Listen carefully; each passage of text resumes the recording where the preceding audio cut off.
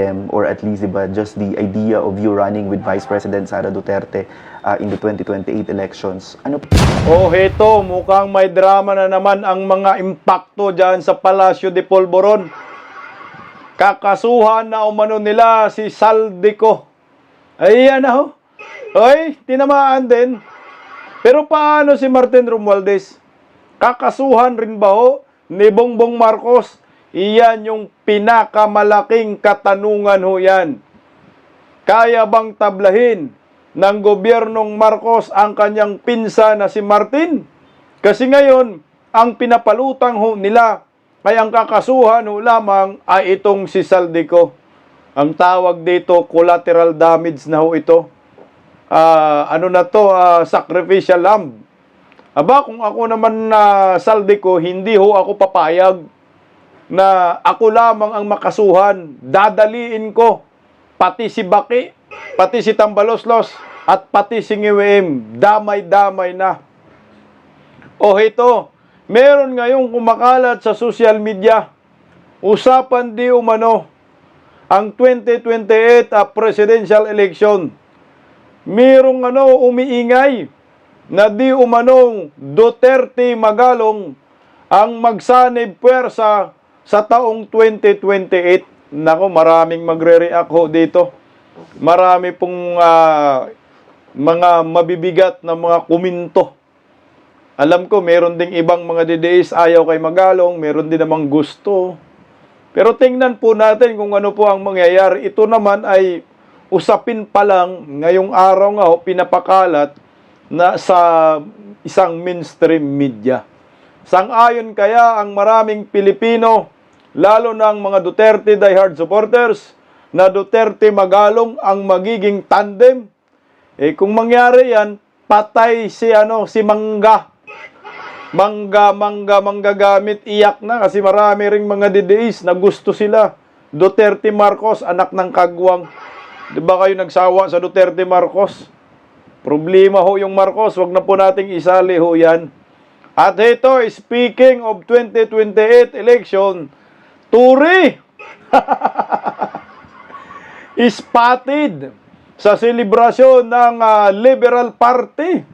Nanunumpa nga ba itong desperadong general na ginamit ni Bongbong Marcos at tinapon lang na parang basahan, anak ng kagwang?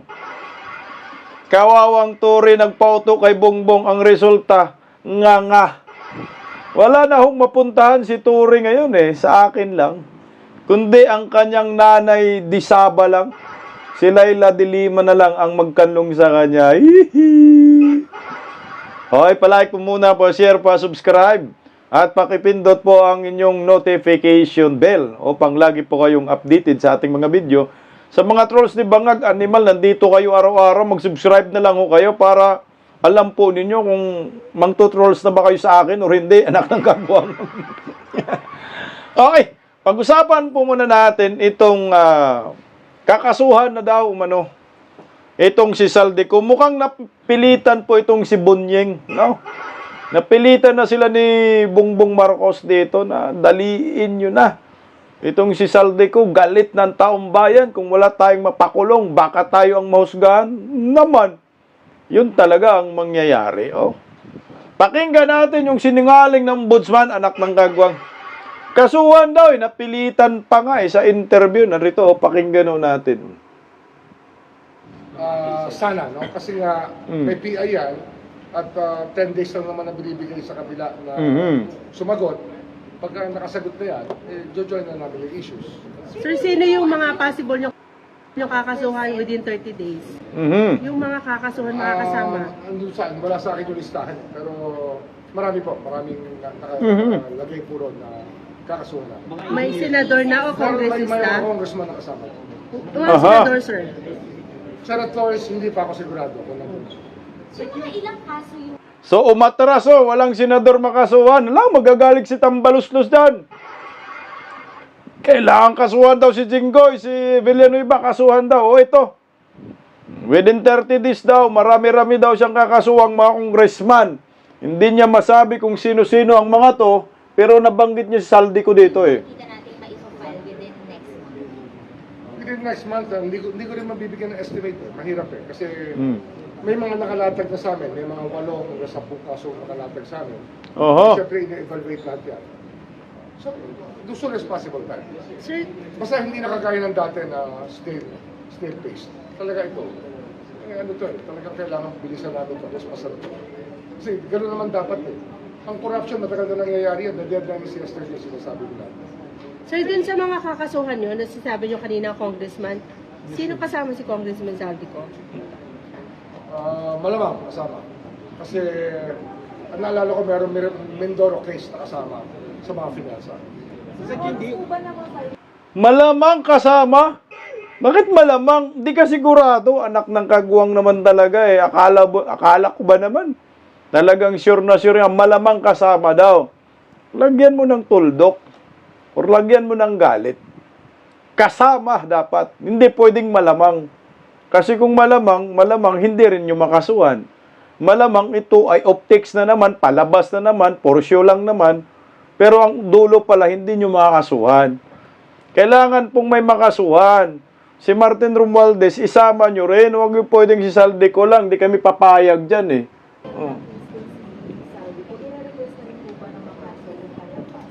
Oh, siyempre, kasama yan. At ang mas mahalaga dyan, yung mga freeze orders talaga ma-implement laban sa mga tao. At ito mga susunod na araw, marami akong pipirmahan na suspension orders o kaya pipirmahan ko sa aking mga kasama para masuspindi na yung mga opisyal patiwali dito sa flood control mess sa iba't ibang provincia. Suspension sa mga DPWH lang. O paano po yung mga kongresista naglilima sa kaban ng bayan? Putsang ina, kasuhan nyo na agad, bukas na bukas, anak ng kagwang. Yung may suspension orders?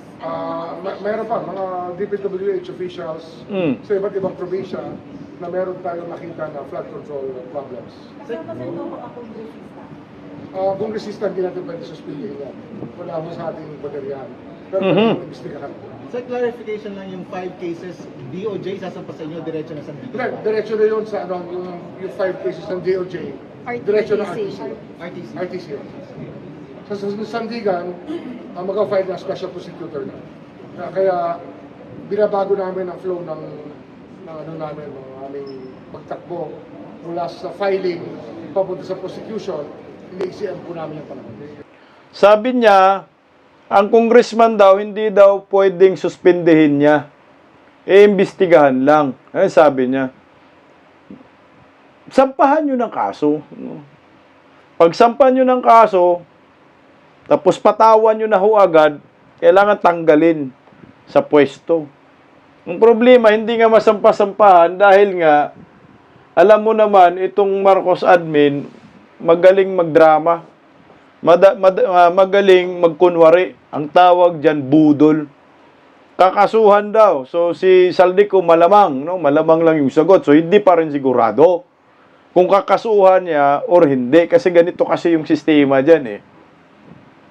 Pag nadali si Saldico, dali si Martin Romualdez. Pag madali si Martin Romualdez, dali si Bongbong Marcos. Kasama pa yan si Baki. Kasi nga, wala namang Saldico. Kung walang Romualdez, walang Romualdez, kung walang Bongbong Marcos.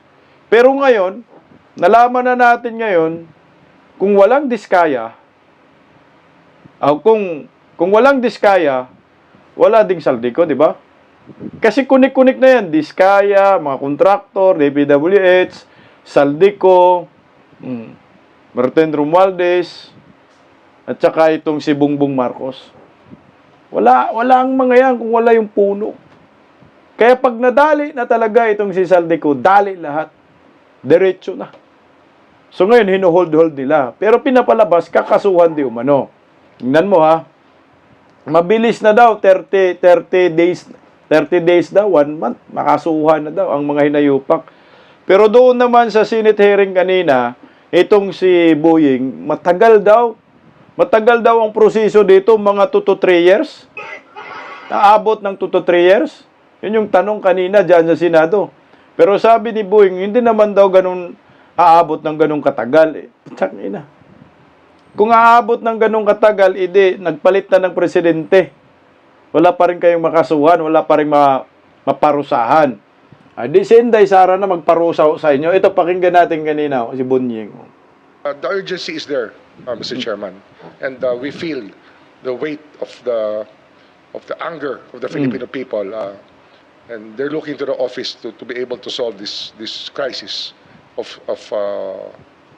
gigantic proportions within the country.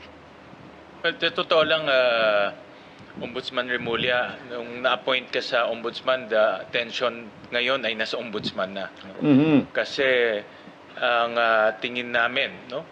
Ako bilang isang citizen of our beloved country, na it's about time to start filing cases and prosecute.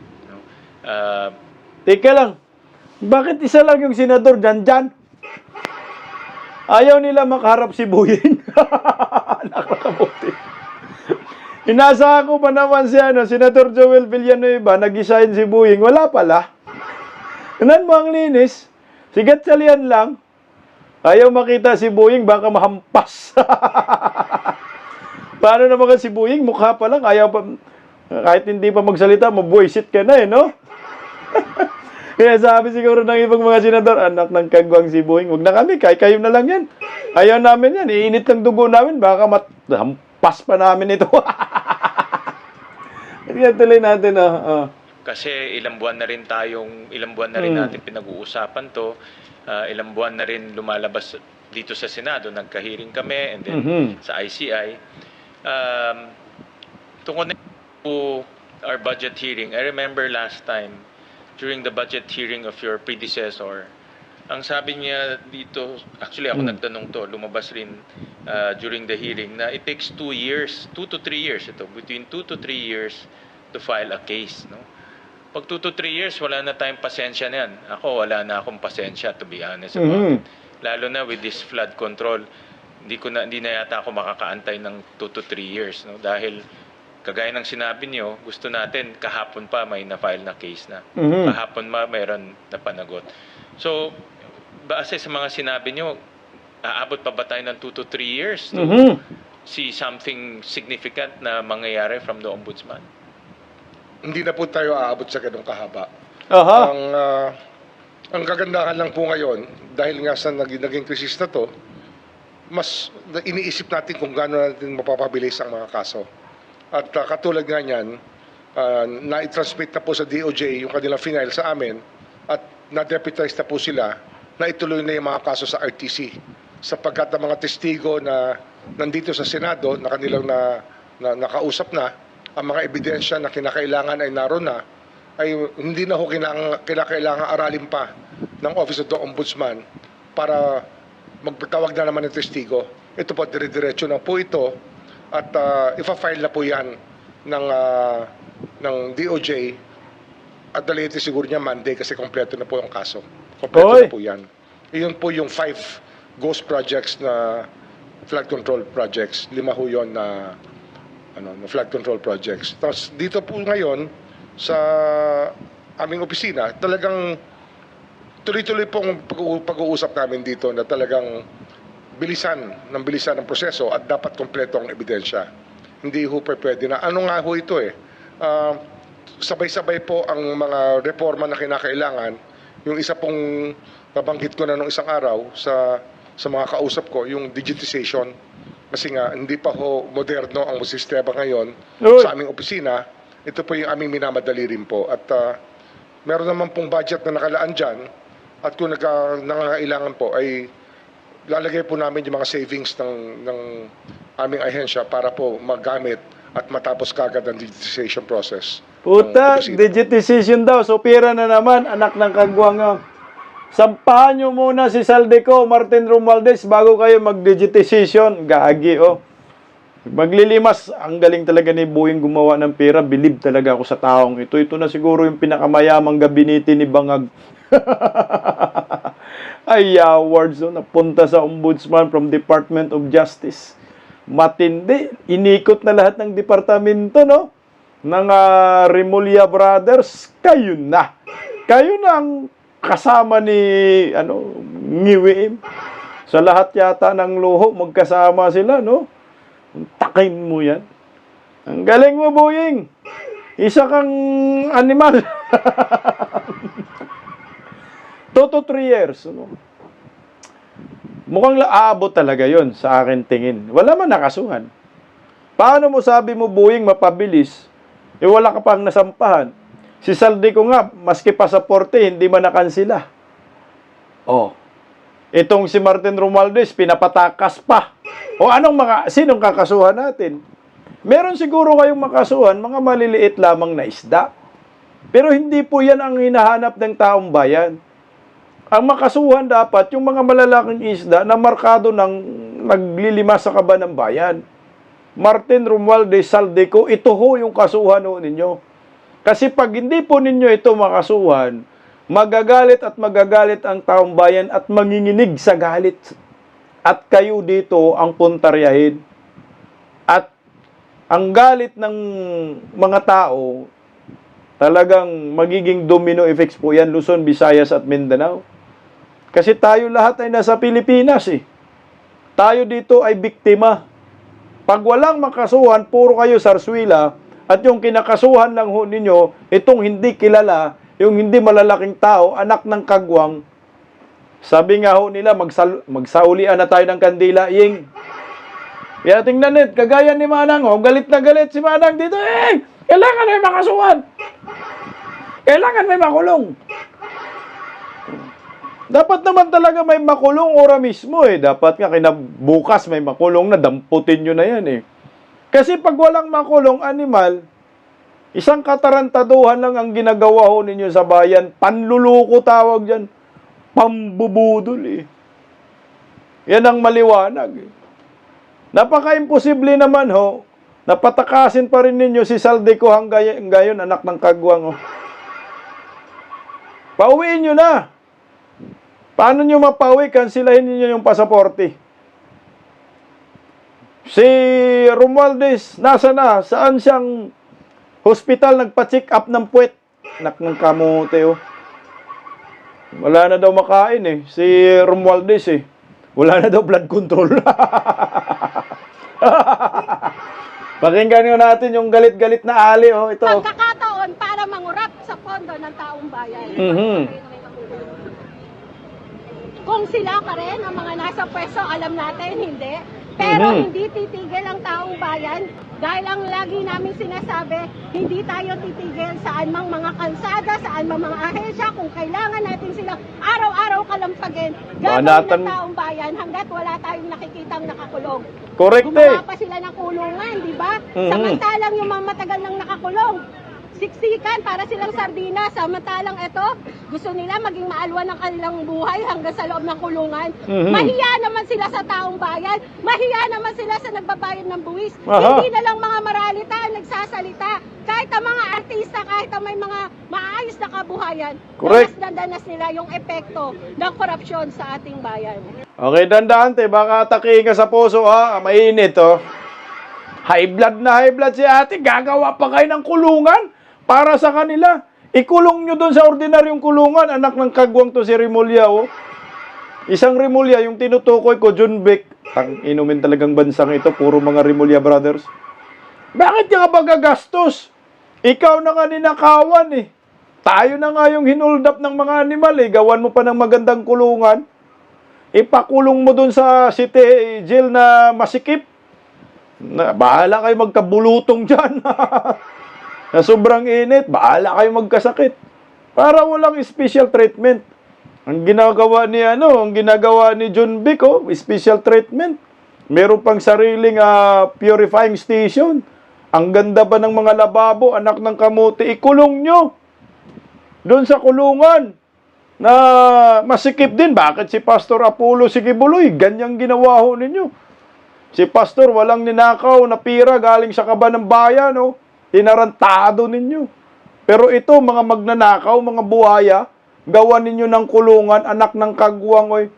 Ipriso nyo yan sa masikip na prisuan. Dapat bartulina ang mga animal at pakantahin kung sino po yung pinakasindikato kahit alam na ho natin kung sino. Yung live stream, ano tingin nyo doon? Maganda pong may live stream, pero hanggang saan aabutin ng live stream? Pag napagod sila, titigil sila. Hindi dapat tinitigil ang pagpapanagot.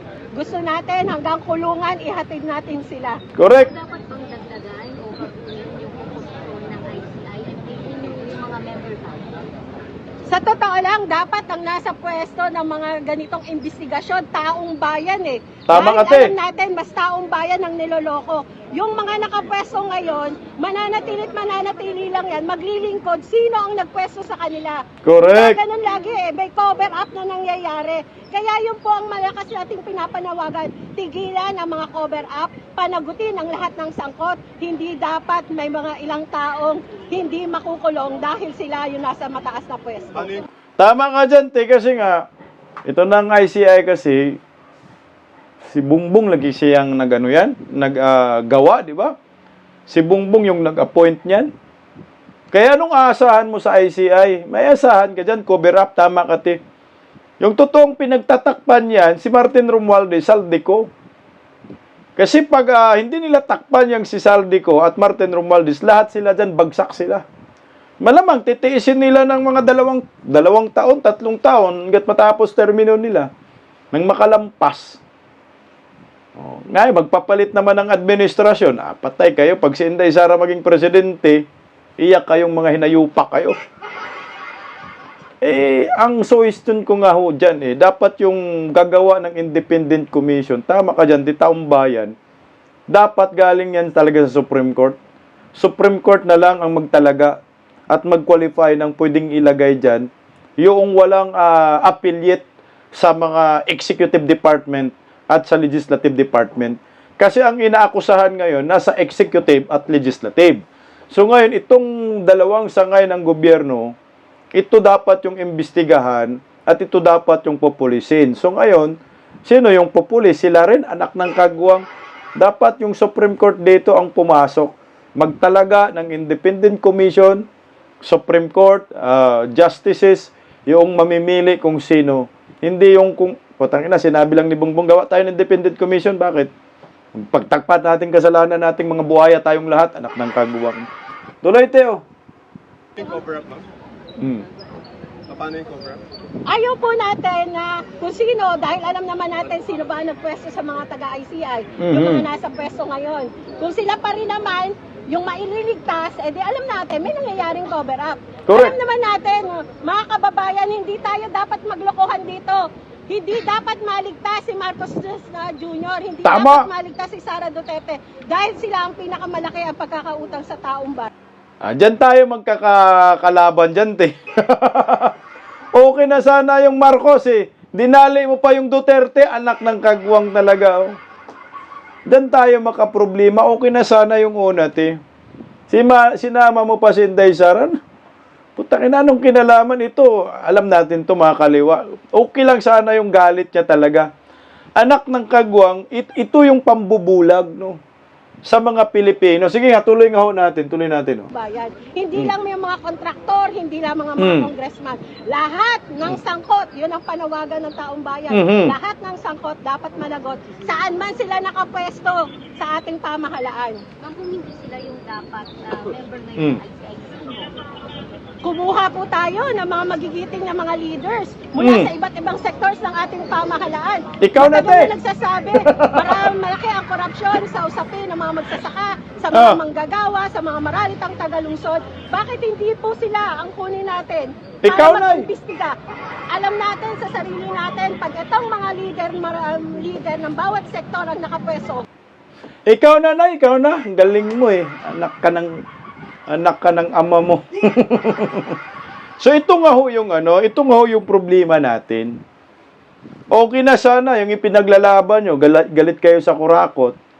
Pero yung isang Inday Sara Duterte na nahimik, walang kinalaman sa flood control, idadali mo na. Ang tanga mo na nakangiwi pa Ako okay yung kanyang bira nung una. Wala namang problema doon. Kasi totoo naman talaga may cover up. Kaso sa dulo, idadamay mo ang mga Duterte. Ito yung panglilihis. Ito yung gawain ng mga komunista. Alam natin, komunista talaga to si nanay. Ang problema dyan na yung ipinaglalaban mo, balikot, baluktot. Na yung mga artista na banggit mo kanina, nahawaan nyo eh. Nang maliho ninyong paniniwala. Yung direksyon mo na direksyon papuntang impyerno yan, anak ka ng kagwang ka. Ang tanda-tanda mo na, wala ka palang pinagtatandaan, okay na eh. Ando na yung galit mo eh. Ando na yung tapang mo.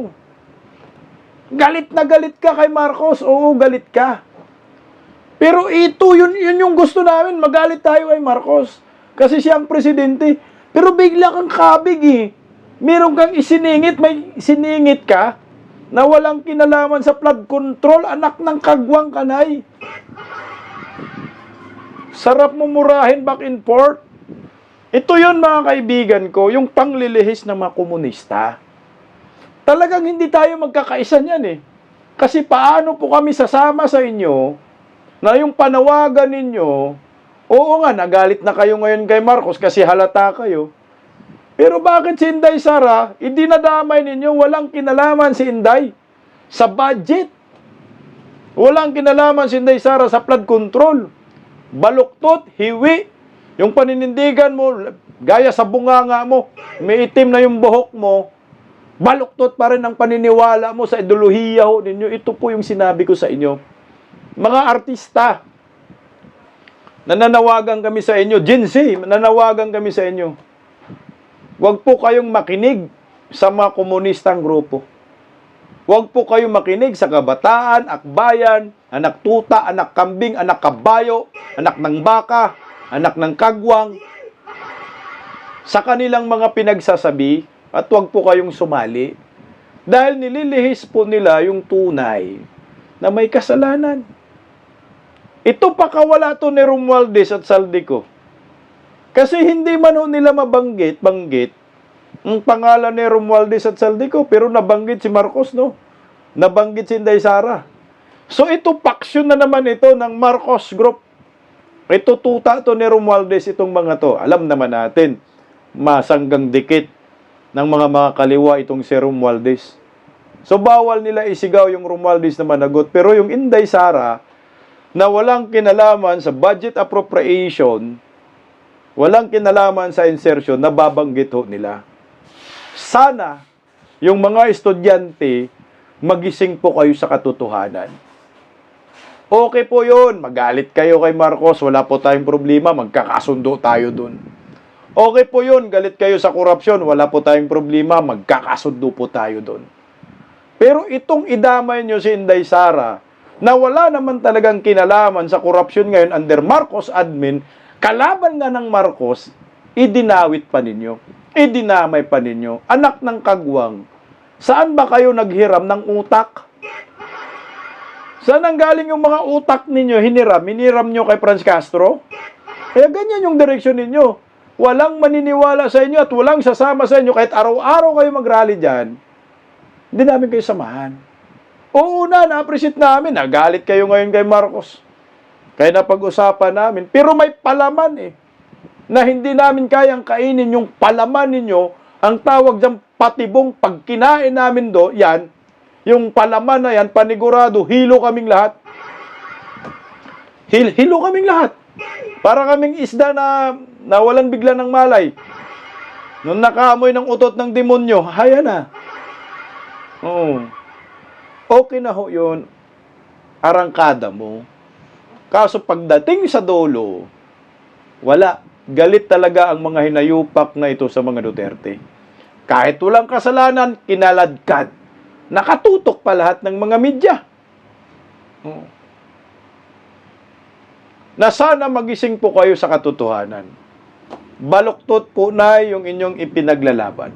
Nagkangiwi-ngiwi ka na nga, mali pa yung panindigan mo. Sipin mo, Inday Sara, ikukulong din daw kasama kay Marcos, anak ng kamuti, oh. Okay na ho sana. Kaso, sa dulo, may karga eh. May kargang pulburon. Kulong daw si Inday Sara. Sumbong kita kay Sumbong kita kay magalong. Sana magising tong mga to sa kanilang ideolohiya. Believe na sana tayo kasi galit, no? Budol ako doon, ha? Yeah, words. Akala ko talagang kay Marcos lang galit, no? Tapos biglang Inday Sara, eh. Now you know. Pero tayo, pareho tayo doon, no? Tayo na, inom muna tayo ng tubig. Visit, high blood ako sa matandang paurong, ha?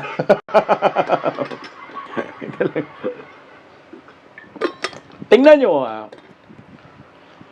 Makasuhan ba si Martin Romualdez? Makulong ba si Tambaloslos? Isaldi ko? Mukhang malabo yun, Bunying, eh. Ang makukulong yan, kalaban nila, panigurado. May makukulong man, maliliit na isda. Sabi ni nanay, bakit gawa kayo ng kulungan? Eh, kulong na dun sa pihita na na ordinaryo. Gawa-gawa pa kayo. Huwag ka na magreklamo, nay, putang ina.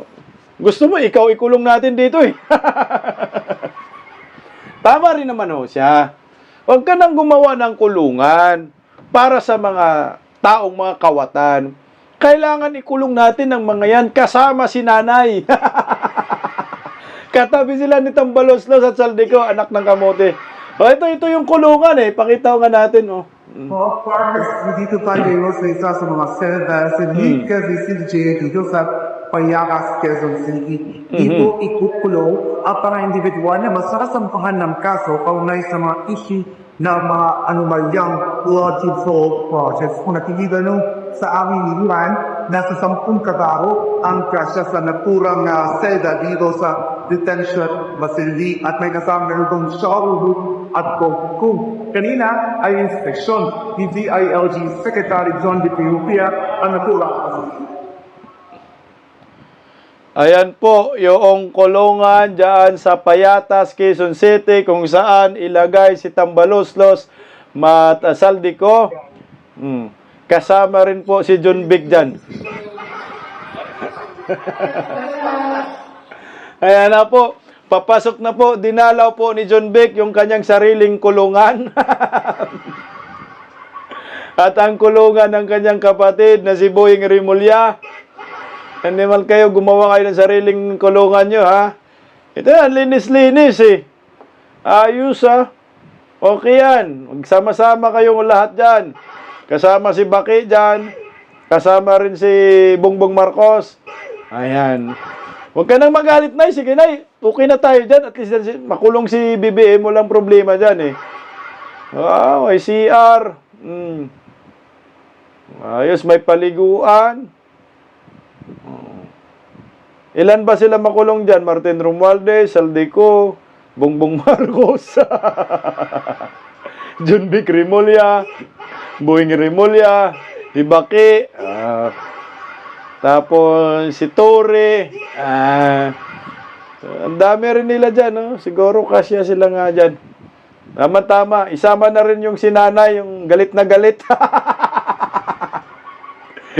Galit kay Inday Sara, anak ng kamuti. Gumastos pa talaga ang gobyerno. Dito lang tayo magkaintindihan, Nay, na gumastos pa talaga ang gobyerno. Dapat hindi, eh. Doon na dapat ikulong sila sa mga kulungan ng mga ordinaryong preso. Puta, magsiksikan kayo, magpalitan kayo ng mukha dyan. Pawis to pawis. Animal, wala kayong pakalam. Dahil ang dami na ninyong ninakaw. Ito ay special treatment po ito. Ayan, ang ginawa ho ng gobyernong Marcos. Baka naman kasi sila ang makulong, kaya inayos na nila para sa kanila. Pero ito ang tanong, no? May makulong ba talaga? Kasi until na wala pa rin kinakasuhan. Dinidilid lang tayo, dinidili lang. Hanggat ginugulo lang ang totoong investigasyon ng mga sindikato. Pakinggan natin yung isang political analyst. Kunyari may makulong. Ano po ang mangyayari kay Bongbong? Ang sabi niya kasi 1,000 points, 1,000 pogi points daw. Kaya pakinggan natin. Nasaan ba yun? Ito. Na ito. Kasi si PRRD, kaya mataas yung grado na nakuha niya mula sa taong bayan sa mga survey bago siya bumaba. Mas mataas pa nga yata siya doon sa kaysa sa pag-upo niya. Is kung ano yung kanyang mga binabanggit, naidi-deliver. Kaya Nangyayari. Naramdaman ng taong bayan. Kaya satisfied sila sa trabaho. Ngayon dito ba sa kay Marcos Jr. na parang pinoproject kasi na talagang anti-corruption, no? At laging sinasabi, nag-umpisa daw sa kanya yung anti-corruption drive. Pero dito sa mga development na ito, magta-translate ba ito sa Pogi Points? Pogi Points? Pero merong mga recent survey ngayon na mas mataas pa rin itong si Vice President Sara Duterte. Though may mga pagtaas sa kanya, ang pagtaas naman ni BBM, minsan tataas, minsan bababa. Nag-negative pa nga siya.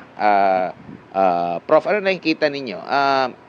Teka lang, Sir Admar. Pogi Points, wala lang dinay pupugi yun si Ngiwi, anak ng kagwang. Oh. Ngiwi Points siguro. Di ba talaga si Tatay Digong? Si Tatay Digong kasi pag sinasabi talaga, nangyayari. Walang budol. Hindi nagbibiro. Lahat ng binibitawan ni Tatay Digong, dinideliver at siniseryoso. Hindi kagaya kay Bongbong Marcos, 5,500 flood control projects. Pang resulta, putang ina. Ghost project. Yawards. Hindi, anong budol? Tingnan natin si Sir. Same ba sa... Kasi yung pananalita ni PRRD, talagang nandun yung ano na parang, halimbawa, doon sa anti-crime niya, drugs. Maraming nakapag-testify. Even ngayon, nag-resurface yung mga video na dahil doon sa war on drugs, dahil doon sa hakbang ng presidente, maraming nagbago ang buhay, maraming huminto, no? Kumbaga may epekto yung kanyang mga pronouncement, matapang na mga pahayag. Dito may matapang na pahayag, sinabihan pa nga na mahiya naman kayo, pero magta-translate ba ito ng Pogi Points sa kanya po, Prof? Sir Admar, hindi yun matapang yung pahayag, mahiya naman kayo. Ano yun, hugas kamay na pahayag? Siya nga yung pinakamalinis na presidente, sabi ni Anjo Eliana, si Bongbong Marcos. Laging naghuhugas kamay, kaya ang linis eh. Ito, pakinggan natin si ano. Yes, una sa lahat, dalawang magkaibang estilo sa dalawang magkaibang presidente.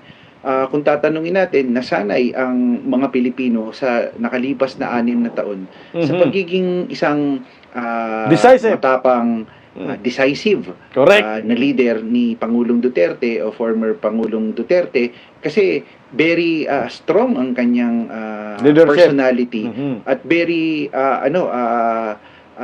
fast face ang kanyang manner at saka straightforward yung kanyang decision making, which is yung context na meron tayo nun, yun yung hinanap ng o naramdaman ng mga Pilipino, especially nung tumama rin din nung yung panahon ng pandemic. Now fast forward kay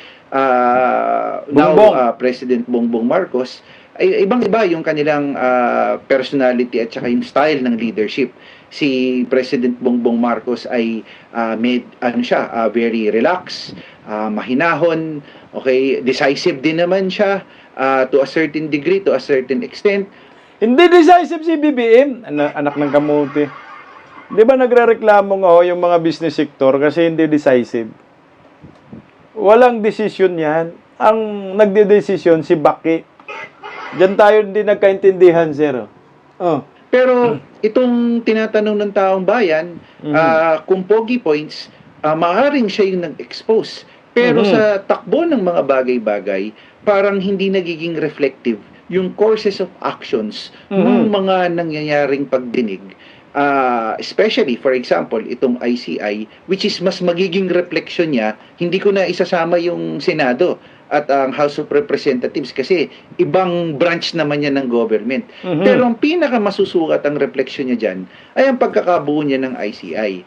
At tingin ko, kasamang Edmar, panghuli, magkakaroon lamang to ng translation into umaatikabong 1 million Pogi Points kung gusto mo pa, kasamang Edmar, kung may mapapakulong at may mapapanagot na talagang malalaking tao na nasa likod nitong flood control program na to. Otherwise, hindi siya, it's just going to be an ideal on the part of the president na he may have exposed it, but at the end of the day, it will not be reflective of real accountability of those people who are actually involved if nobody will go to jail and would be held accountable for that matter.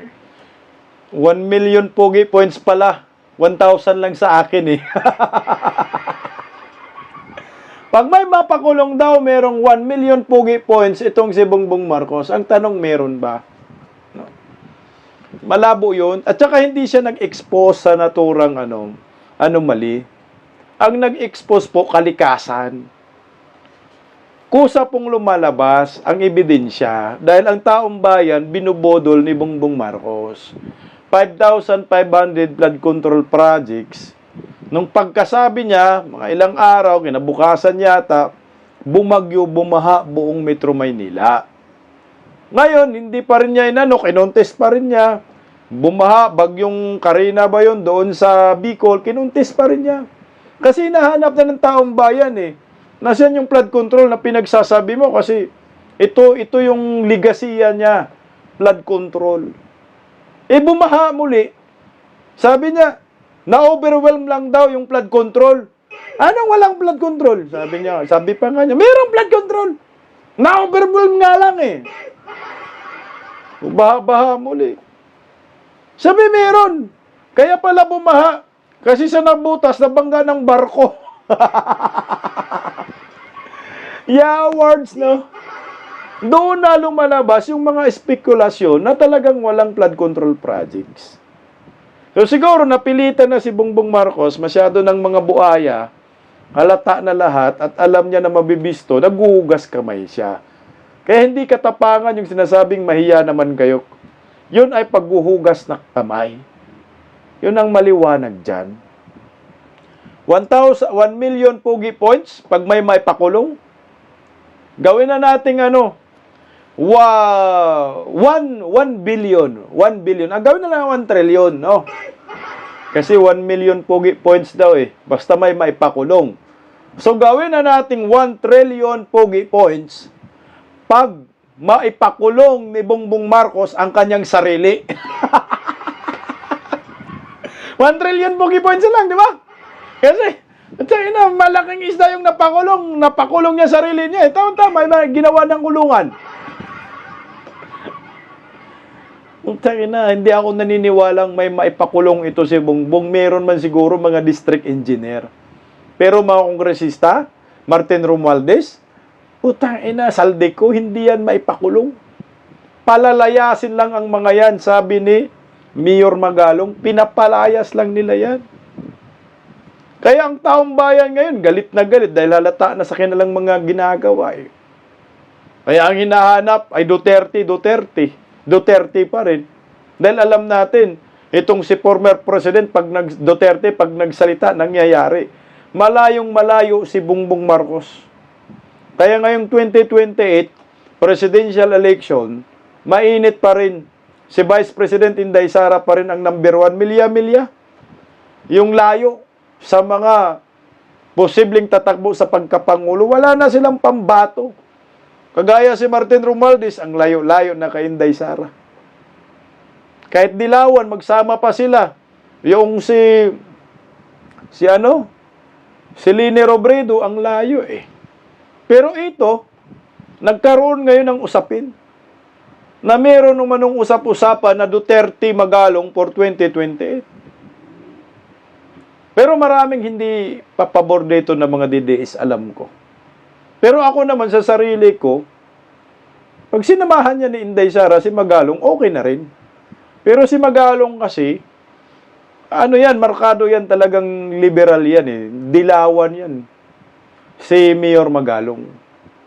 Pero sa bagay, sa panahon ni Pinoy, nakasuhan siya. So, hindi rin natin malalaman ano ba talaga ang political affiliation ni Magalong. Ano ba talaga siya ang stand niya? Kasi pag sinasabihan din siya na DDS, tinatanggi niya.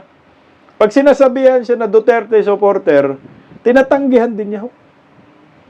At parang ayaw pa nga niya maikunik talaga sa mga Duterte. Kaya, pag tiningnan mo, Duterte Magalong mukhang dadaan sa butas ng karayom. Kagaya ho nito, nanggagaling din sa interview niya na hindi daw siya didiis. Nanggagaling din dyan sa interview na to na di umano merong nagsusulong ng Duterte Magalong. O ito, pakinggan natin. Ang label sa inyo is you're a Duterte supporter and some are even calling you a DDS. How would you react to that? Nakakalungkot naman isipin. Ano? Again, talagang panira. Panira. Unang-una, kailan ba ako nag-serve kay President Duterte? Diba? Nag-serve ako sa kanya when I was in the Philippine National Police as a policeman. Diba? Magsa-serve ka sa commander-in-chief mo. Eh kung nagustuhan yung trabaho mo, diba, ng ating presidente. And then, nagkaroon ng pandemic. Sir, i-appoint ka ni Presidente raw ng contact tracing, sir. Contact tracing lead. I don't even call myself, sir. It's just a contact tracing lead. So, nagustuhan ni Presidente. Does that make me a DDS? During the course of all this corruption allegations, corruption issues, never niyo po prinotektahan si former President Duterte and the Dutertes? Ay, hindi. Kung nagkamali ka, sa ako pa. Di ba? Kung nagkamali ka, maski sino ko, pati pagpapail ako ng kaso iyo. Kaya, babanggitin ko. Di ba? Ako naman hindi naman, ako nakafocus lang ako doon sa tao na nagko-commit ng corruption Hindi ko naman, bakit ko naman siya i-connect doon sa boss niya kung wala namang ginagawa yung boss niya. Di ba? Kaya panira na lang. Nakakalungkot nga na wala na ba silang ibang panira. Kaya yun na lang ang ginagawa lagi. Okay sana si Magalong kasi nga, sa totoo lang, ni minsan hindi nililink si former President Duterte tungkol sa corruption. Hindi nililink ni Mayor Magalong. Alam natin si Mayor Magalong, galit siya sa corruption. Kaya nakukontent natin at nasusuportahan natin yung kanyang mga advokasya. Dahil nga, pareho po tayo, galit din sa corruption. Pero hindi ko lang maintindihan si Mayor Magalong sa sagot niya na parang sabing panira. No? Panira lang daw na siya ay tatawaging DDS or Duterte supporter. Hindi naman siguro, Mayor Magalong, kasiraan na ikaw ay ikikonek sa mga Duterte at sa mga DDS. So, ibig sabihin pala, pag ililink ka sa mga DDS, sinisiraan ka na. Bakit ano bang meron sa aming mga Duterte diehard supporters? Bakit ano bang meron sa mga Duterte? Hindi naman mga kawatan ng mga Duterte. Hindi naman mga magnanakaw ang mga Duterte. Kaya dapat, Mayor Magalong, sana ang sagot mo, hindi panira. Dapat ang sagot mo siguro, Mayor Magalong, nakakataba ng puso, di ba? Maganda sana yung sabi, nakakataba ng puso kasi nga, naikukunik mo kami dito sa isang presidente na talagang may paninindigan at nagmamahal sa bayan. Nakakataba ng puso dahil tinasabi nyo kaming DDS, no? Na okay naman ang pinaglalaban ng mga DDS, corruption din naman ang ipinaglalaban, di ba? Okay sana yun. Pero kung hindi mo masabi, sana wag na lang word na panira, pinasinisiraan ka. Kasi hindi po kasiraan ng isang tao na maikunik ka sa former President Duterte at sa mga Duterte. Marami nga ho yan. Nagsisiksikan. Di ba? Nagpapataas ng kamay. Kahit hindi naman kilala, nagpapataas ng kamay kay Inday Sara para lang ibuto ng mga botante. Kasi nga, ang tiwala ng sambayanang Pilipino sa mga Duterte ay mataas. Kaya ako nga, sabi ko nga sa inyo, dadaan sa butas ng karayom, yung mangyayaring Duterte Magalong, medyo malayo Siguro, ayusin lang ni Mayor Magalong yung saan ba talaga siya affiliated. Kailangan kasi, sa politika, affiliated ka talaga. Meron ka talagang sasamahan. Pero, tingnan ho natin kasi ako, 50-50 talaga ako kay Mayor Magalong. Sinusuportahan ko lang siya dahil nga, lumalaban sa korupsyon. Pero ito, nagkaroon nga ho ng issue. Duterte Magalong daw. Dito rin siya natanong. Pakinggan natin. Na Duterte Magalong tandem or at least diba just the idea of you running with Vice President Sara Duterte in the 2028 elections, ano pong ako nga, nagulat nga ako dun nagulat nga ako dun. I've never talked to Vice President Sara. We never talked, we never engaged, wala kaming meetings na ganyan na nangyari, walang feelers, walang mga mga pasabi, nothing whatsoever. And that's the truth. Kaya I won't hesitate to answer you. nababasa ko dito si Mayor Magalong. So siya, sabi niya, wala daw siyang hindi daw niya kausap. Minsan hindi nakipagkausap siya kay Vice President Inday Sara. So talagang may plano siyang tatakbo sa national position. So hindi lang po natin alam kung ano po yung tatakbuhin niya. So ito yung maliwanag sa akin. Pero Duterte Marcos, mukhang 50-50 ako dito. 50-50 na, Duterte Marcos, sorry ha, napunta kay Marcos yan. Pero Duterte Magalong, 50-50 ako dito. Mukhang malabo, pwedeng matanggap, pwede rin hindi, gitna, no, ang magiging resulta. Pero kung maganda yung mga next na mga statement ni Mayor Magalong sa mga Duterte, wala tayong problema dyan. Marami pong susuporta sa inyo. Duterte Marcos, ako ayaw ko talaga mag-Duterte Marcos. Yung mangga, anak ng kamote naman. Pas tayo dyan. Ayaw ko pong may Marcos may Marcos na naman sa national position sa 2028. Wag na ho. Duterte Marcos. Duterte Isko, Sara Isko, mukhang malabo na rin ho. Malabo na rin ho kasi si Isko hindi naman tatakbo sa 2028. Sinabi naman niya tatapusin niya yung 3 terms. Huwag kang magpadala Isko kay Bongbong Marcos kasi nababasa natin na nililigawan si Isko ni Bongbong Marcos pero matalino si Isko. At hindi yan basta-basta magpadala. Hanggang magpadala Isko para hindi mabawasan ang mga nagmamahal na mga DDI sa'yo. Kung tatakbo ka Isko sa pagka-vice presidente, luminya ka na lang kay Inday Sara. Yan ang gagawin mo na lang. Kasi medyo nagmaterialize na rin nung samahan ni Isko at Inday Sara nakarang eleksyon, di ba?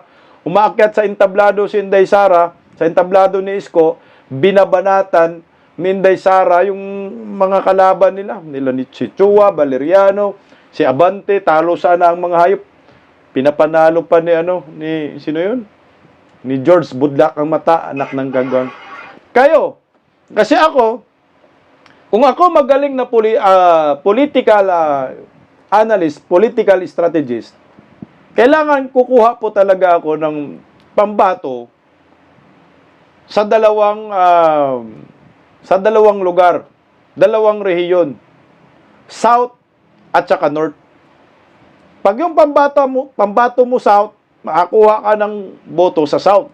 Kung yung pambato mo din sa North, yung isa, makakuha ka rin ng boto sa North. So, ibig sabihin, Presidente, South, Vice Presidente, North. So, ngayon, may Presidente na tayo sa South, ang hahanapin na lang natin sa North. Pa-North. Wag naman Marcos. Wag Marcos. Mas gusto ko pa siguro si Robin Padilla. Kung ayaw ng mga madidiis kay Magalong, dahil inconsistent, ang mga pinagsasabi ni Magalong patungkol sa mga Duterte, pero hindi naman rin po siya bumabanat, pero ayaw niyang yakapin ang mga Duterte, mukhang mapunta si Magalong sa mga pinklawan, yan na nakikita ko. Yang isa. Pero sa ngayon, sinusuportahan natin yung advokasya niya sa paglaban sa korupsyon. Mukhang magkikita si Magalong sa Liberal Party, Pinklawan, si Trillanes, at saka si Ture na itinapon na parang basahan, anak ng kagwang. Desperado na si Ture ngayon. Kung saan-saan na lang napupunta, si Ture, ayan sa Liberal na merong pang nakalagay sa likod, walang mahihirap, walang kurap. No? Pag walang kurap, walang mahihirap, anak ng kagwang. Ayan ang itim Ture, anak ng kamote Kahit maputi yung damit mo, ang itim mo pa rin. Ito talagang tama. Kung walang dilawan, kung walang pulawan, walang mahihirap. Bakit? Ang nagpapahirap sa bayan ay kayo, dilaw at pula. Mula noon hanggang ngayon, animal, mga trapo kayo, mga hinayupa kayo. Wala na, desperado si Ture. Nasa nasa Liberal Party. Ang sabi naman niya, hindi daw siya nanunumpa, anak ng kamuti, bakit nandyan ka sa Mama Laila de Lima mo? Ito, pakinggan natin si Ture. Oy, unang-una, hindi ako pwede mag-miyembro sa isang partidong politikal, dahil ako isang active na police. Okay? So, maliwanag tayo dyan. Ako'y nandito sa imbitasyon ng mga kaibigan, particularly ni Ana Porbe na natulungan ko dahil nung time nung bagyo sa Masbate, ay kasama sa nasalanta ang barangay nila. So, may mga process pa naman tayo sa ating foundation. Wow! Sa iba-ibang mga fundraising event. I went to help them doon sa Masbate. And she invited me, sabi niya, may... Anak ng kagwang, may foundation ka na? Anong foundation? Foundation sa dayong? Sa mukha? Ayos, handa na pala to. Kami, walang mahirap kung walang kurap. So, walang kurap, walang mahirap. Isang event na anti-corruption, sabi ko, sige nga, maka-attend nga, matignan kung mapanood. Obserbahan kung ano ang inyong mga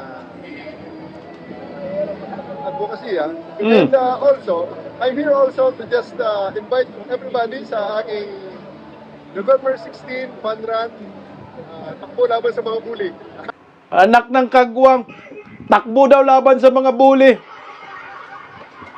Alam mo, Tori, tanggapin mo na yung pagka-desperado mo. Wala ka nang ibang talagang mapuntahan. Putang ina. Hindi ka siyempre, sabihin na lang natin tanggap ka doon sa Pulawan. Pero, sinusuka ka. Oh?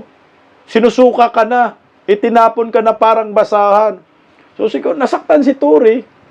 Dahil ilang araw lang, nagiging pinpitch pagkatapos na ginamit ni Bongbong, itinapon siya na parang basahan. So, ngayon, dahil usap-usapan, natatakbo rin pala ito sa pagka vice-presidente or presidente na biglang binawi, senador na lang. So, ang pinupuntahan niya ngayon, mga dilawan. Okay, sige, Tore. Magsama kayo ni Trillanes. Sana, Mayor Magalong, huwag kang sumama dyan. Kasi, hukbo yan ng mga kawatan. Pero, mukhang magkasama talaga sila para sa akin. Sorry sa mga supporter ni Mayor Magalong. Mukhang yun ang mangyayari. Duterte Magalong 2028, 50-50 ako dyan. Kung matuloy man, kung payag man si Inday Sara, why not? Pero kung ako Inday Sara, siguraduhin na lang ho natin na yung katandem ay mamahalin ng taong bayan. Alam nyo ho kasi, tayo kasing mga DDIs, kahit sino na lang yung sinusuportahan natin, kahit dilawan ka man, basta galit ka sa kurakot, sinusuportahan natin. Tingnan mo, Marcos nga, sinuportahan ninyo. Ako, hindi ko sinuportahan hanggang ngayon, yung si Amy. Kailangan matuto ho tayo. No? Kailangan marunong tayo. Tingnan mo, si Rowena Guanzon, sinuportahan din natin, pinklawan yan. Kasi mga maganda, yung kanyang mga komentaryo, ang kanyang mga prinsipyo. Kaya kung sino-sino na lang ho tayo, hindi naman tayo, walang masamang tinapay sa atin. Kahit anong kulay mo, basta mahal mo ang bayan, susuportahan namin kayo. Pero kung sisiraan ho ninyo ang mga Duterte, sisiraan po ninyo ang komunidad namin, na hindi tayo magkakampi, magkalaban po talaga tayo. At magkanya-kanya po tayo ng plato, anak ng kamote. Sa atin kasi, sa mga DDS, wala na pong problema sa atin. May pambato tayo. Presidente Inday Sara Duterte. Sa iba, sa mga dilawan, tinklawan, hirap na hirap sila kung sino yung pangtapat nila kay Inday Sara. Ang problema na lang natin yung vice-presidente. Yun na lang hinahanap natin. Pero sa presidente, game na tayo. Baka hindi pa nga ho tayo muli magkaintindihan sa susunod na election sa 2028 kung sino yung magiging vice-presidente natin. Kung sino yung pipiliin ni Inday Sara, baka hindi pa iboto ng iba. No? At mamili pa kung sino maging vice-presidente. Pero sa atin, si Inday Sara, sure na tayo. Kailangan lang talaga magkaisa ng todo. At wala ng ibang faction pa. Kung yung vice-presidente, maganda yung mapili ni Inday Sara, wag naman si Mangga, anak ng kamote. Pag si Mangga ang gawing vice-presidente ni Inday Sara, rumble na naman tayo sa vice-presidente. Nakarang taon na election, rumble tayo sa vice-presidente. nag-switch to Isko kami kasi wala namang mapili eh. Sumuporta kami ng todo kay Isko kasi ayaw na manalo si BBM. Ayaw talaga manalo eh. So ngayon ito naman tayo, wag ka magkagulo na naman. Sana ho, wag mo na lang guluhin si Inday Sara. Si Pastor Kibuloy na lang, gawin nating vice presidente. Paggising sa umaga, tanghali at gabi, nakikita ko ang post niya, ang hapdi. Paano nga ba to? Di ako makatanggi. Watch ko na lang at isipin ng mabuti. Bisdak Pilipinas. Bisdak, tinig ng katotohanan. Sa bawat vlog may laban sa kasinungalingan. Mulat ang mata, gising ang masa. Bisdak Pilipinas, para sa bayan, gumigising sa diwa. Sa likod ng kamera, tapang ang dala, walang sinasanto kung mali ang gawa. Hinay-hinay, pero palaban. Boses ng tao sa digital na labanan. Bisdak, tinig ng katotohanan. Sa bawat vlog may laban sa kasinungalingan. Mulat ang mata, gising ang masa. Bisdak Pilipinas, para sa bayan, gumigising sa diwa.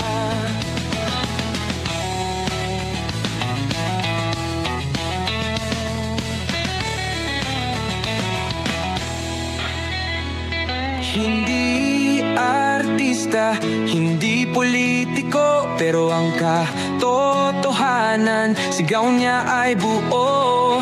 Sa YouTube o Facebook man siya makita, may aral ka pa rin, may uwi sa bawat salita. Bisdak, gising sa katotohanan, di lang kwento, kundi panawagan. Sa bawat Pilipinong naghahanap ng liwanag. Bisdak Pilipinas, kasama sa pagbangon ng bayan. Bisdak Pilipinas, boses ng masa, gising ang diwa. Sa vlog mo may pag-asa.